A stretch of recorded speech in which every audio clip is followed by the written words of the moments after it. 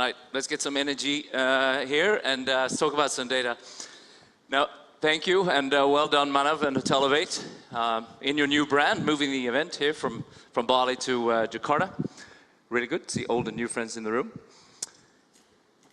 I always forget, so now for once I remember. I will talk about trends and what's happening. You know what we do at STR, we look at trends, we get data from hotel companies all around the world and Indonesia, so it involves slides and data. I have given a PDF to the organizers. You can download it from there or you can reach out to us.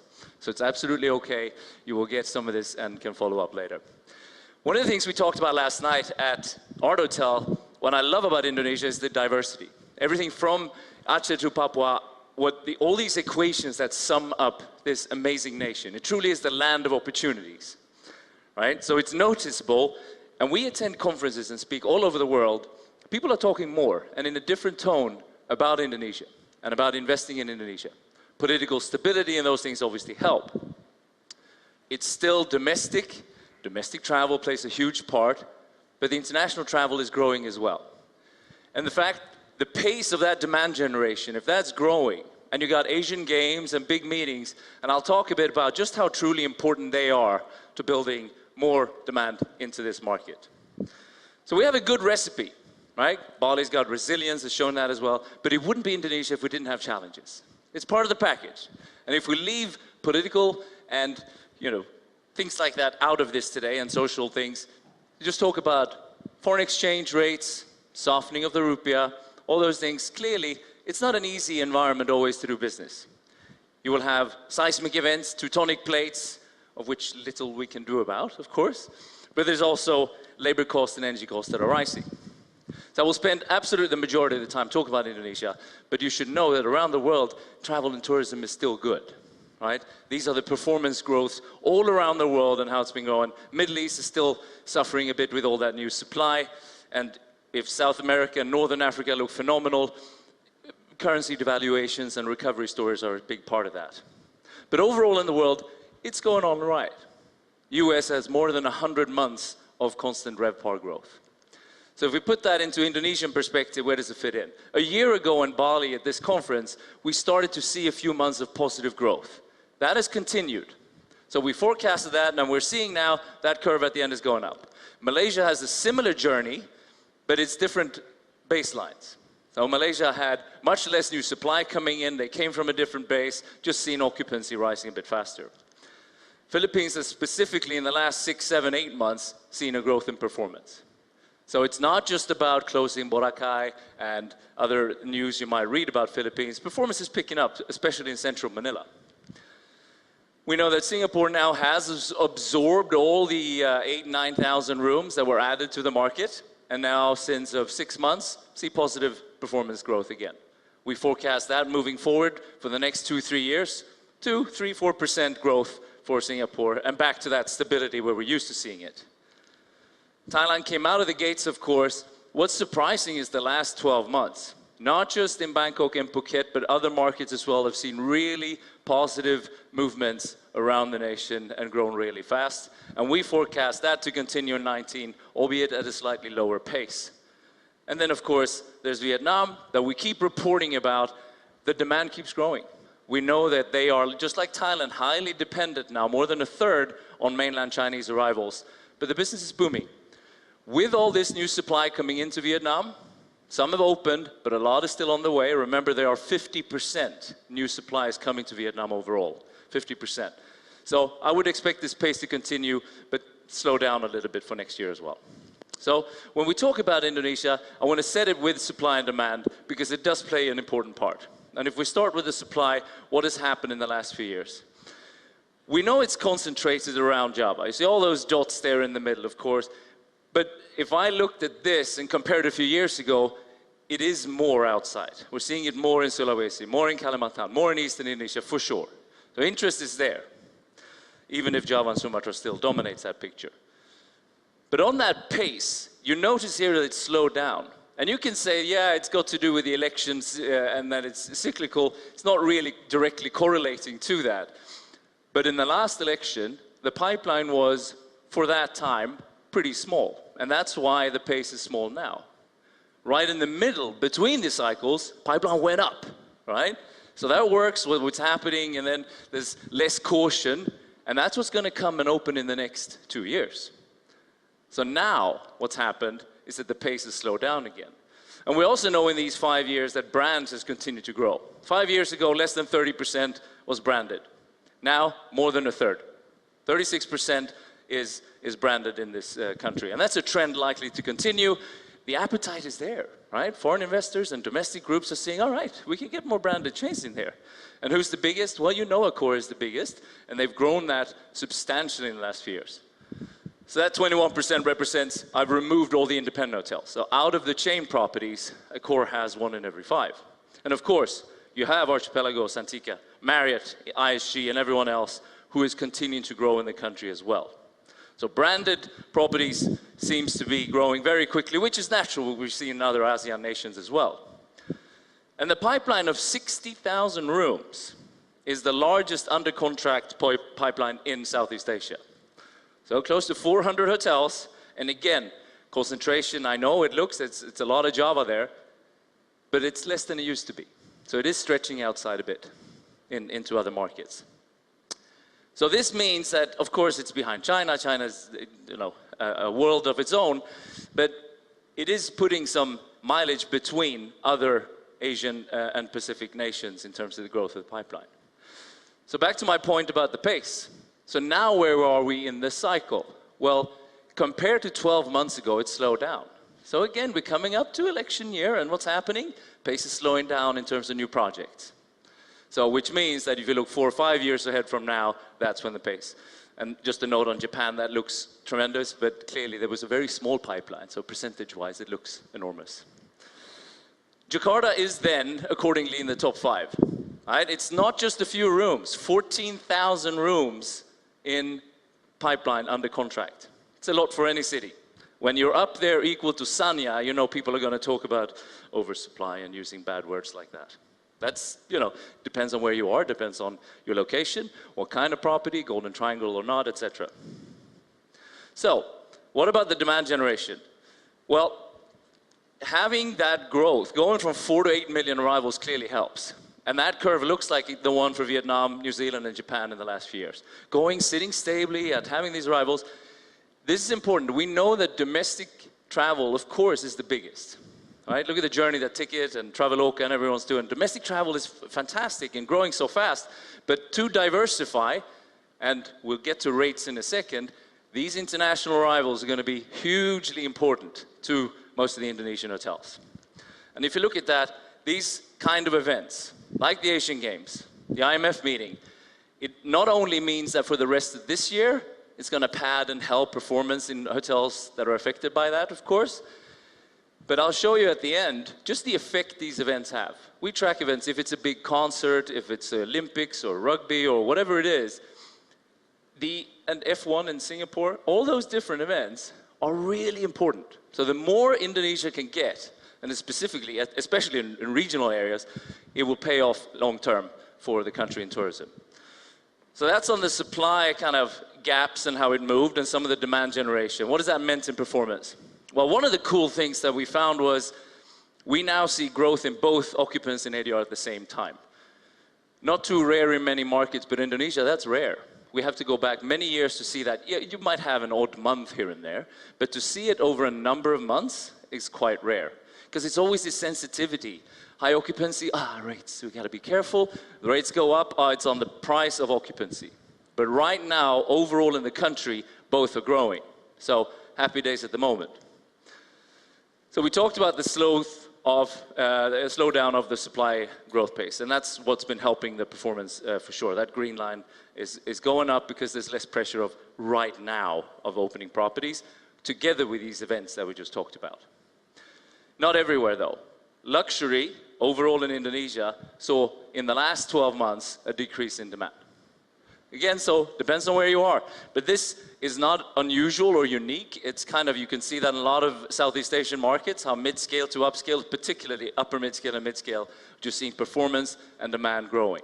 If it's a domestically dominated travel market, what can you afford? Occasionally a luxury trip, or is it more mid-scale and upper mid-scale travel?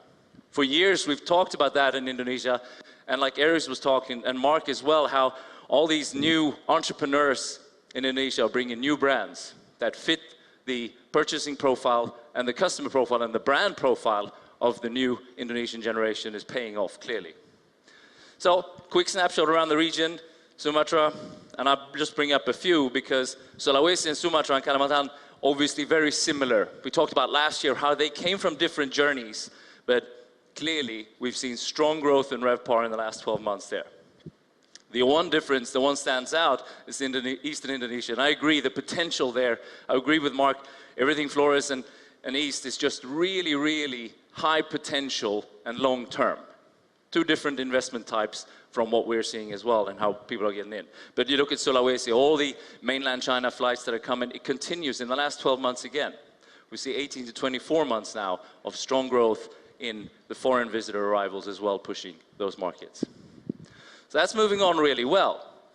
If you look at some of the cities, not calling out everything, Jogja, of course, the leisure business, so this is RevPAR growth in that percentage. 12% on Jogja, strong growth.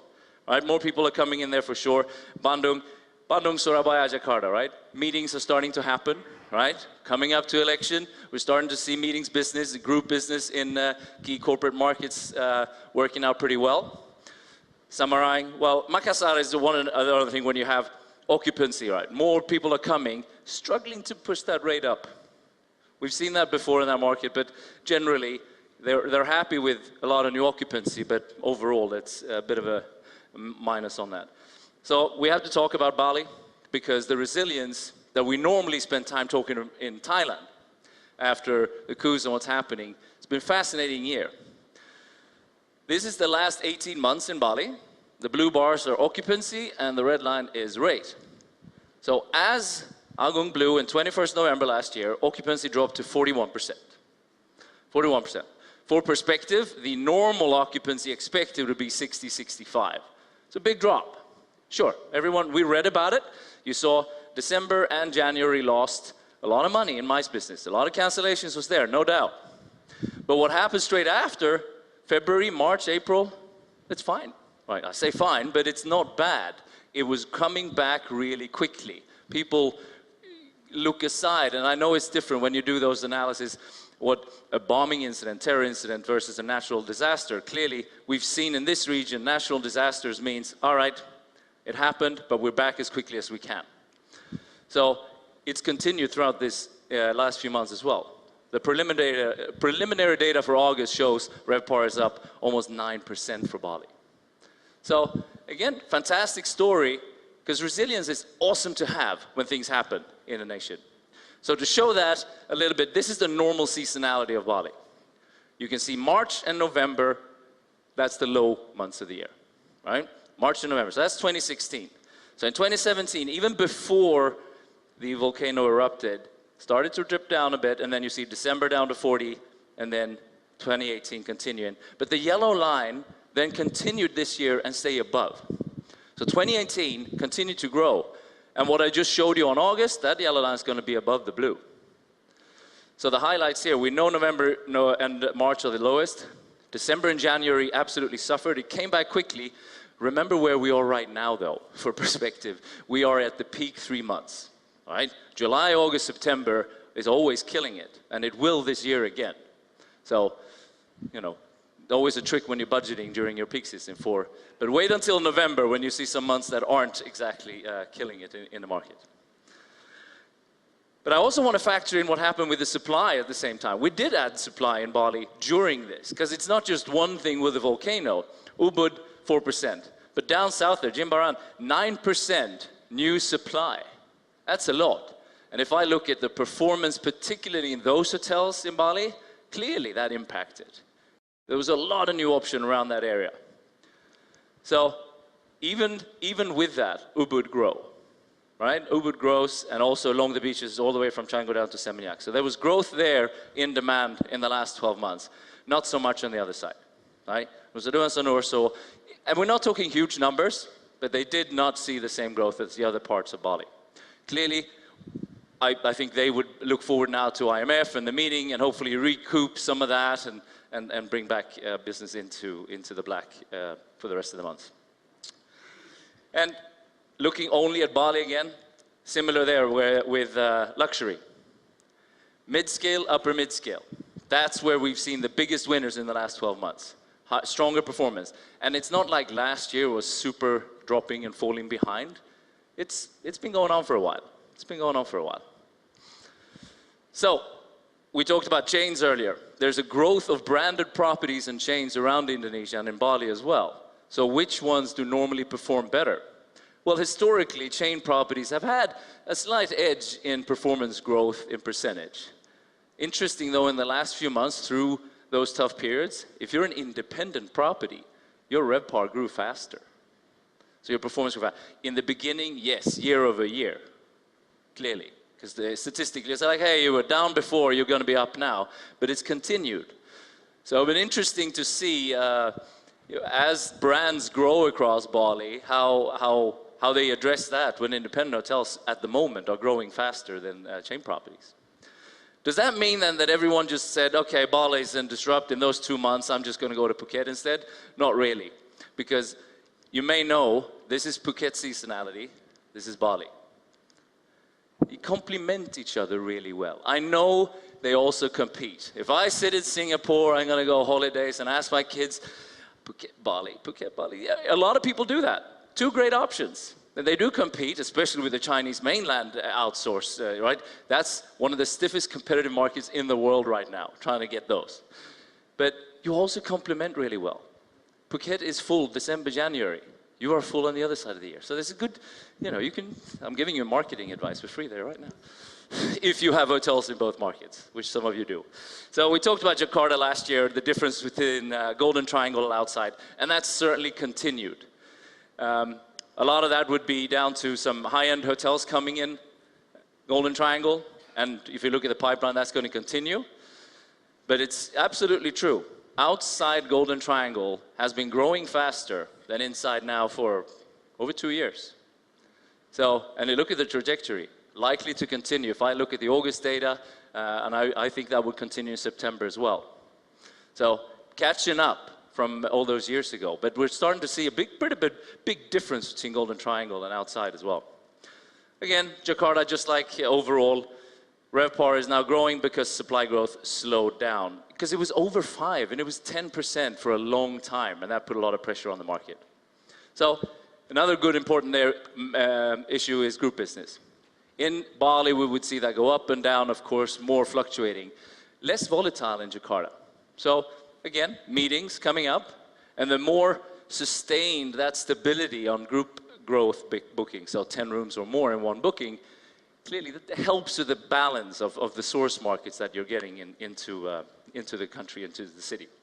So my final point just on Asian Games, and a great taekwondo win there for Team Indonesia, yay. So these events are really, really important. You know, Commonwealth Games down in Gold Coast, all these events that cost a lot to get and to arrange and host, but they mean so much to the community, to tourism, and to investment in the market.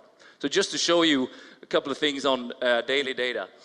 Jakarta, when we looked at August already, 39% up in RevPAR compared to the same dates last year. Last year's August was not a bad month. So I know this would be, we expect that. We're hosting Asian Games. It's one thing to expect it, and it's one thing to really see it come in. Look at Palembang, 75% up in RevPAR over the same dates last year. Just phenomenal, tremendous growth. So it plays a big, big part, and it's great to see that it's working well and getting a lot of good publicity around the region and beyond. So I think my final summary, if I divide it up to that supply and demand, the pipeline cycles have shown to be very important to how performance growth. Right now, we're in that pocket where relatively fewer properties are opening. So that's helping. It helps pads so performance can grow a bit. We also know it starts with demand. So all these things like Asian Games, all these events, and pushing more international travel and more airlift is going to help that as well, to get the right business mix. But the challenge remains the rates and the volatility. Because in Indonesia, compared to other markets, a lot of them, we're seeing rates is dropping, and it drops faster than I see other markets, and obviously it takes longer for that to come up. So that remains a challenge that still needs to be addressed on many levels, because labor cost in 5 years from now is going to be a lot higher. Energy cost as well. I think we all agree on that. So 2019, what do I think? I think we'll continue to see some trajectory. I think we'll continue to see some growth in Indonesia, just not the same pace. It's going to be helped by this quarter and the next one.